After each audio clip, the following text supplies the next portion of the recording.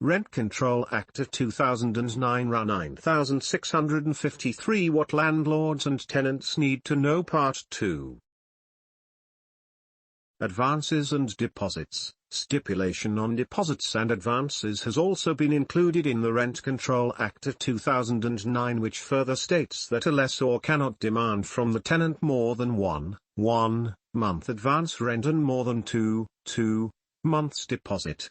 Any accumulated interest of the deposit shall be returned to the tenant upon expiration of the rental agreement. However, this amount may be forfeited in instances where the tenants failed to settle outstanding utility bills such as electricity and water.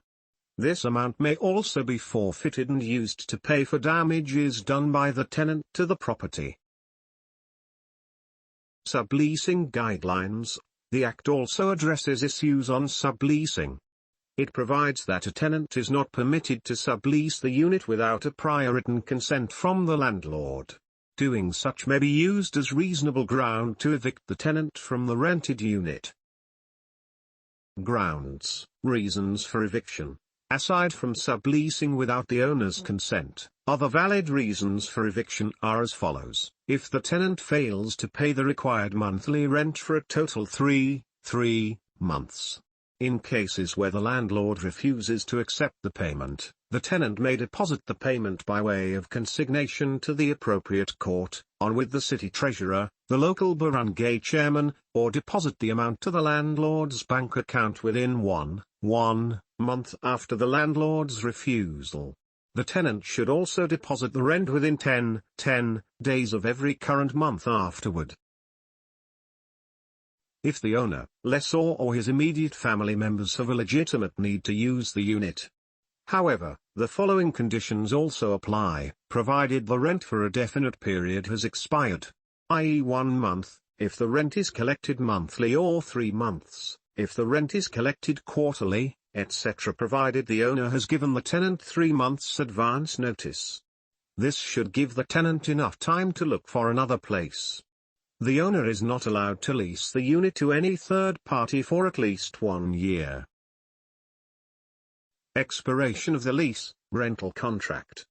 In instances where the property has been sold or mortgaged to another owner, the new owner cannot evict the existing tenants just because he is the new owner.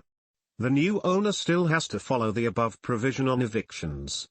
Penalties for violations. Persons, whether natural or juridical, who are found to have violated any of the provisions of this Act will be subject to a fine of not less than 25,000 but not more than 50,000, or imprisonment of not less than 1 month and 1 day but not more than 6 months, or both. Thank you for watching. JF Property Group are offering you a residential lots, agricultural lot for sale and an apartment for rent. Search www.jfpropertygroup.info.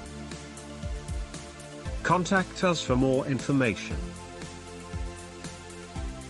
Our social media platform. We offer services to market your business. Don't forget to subscribe and click the notification bell for a more interesting video.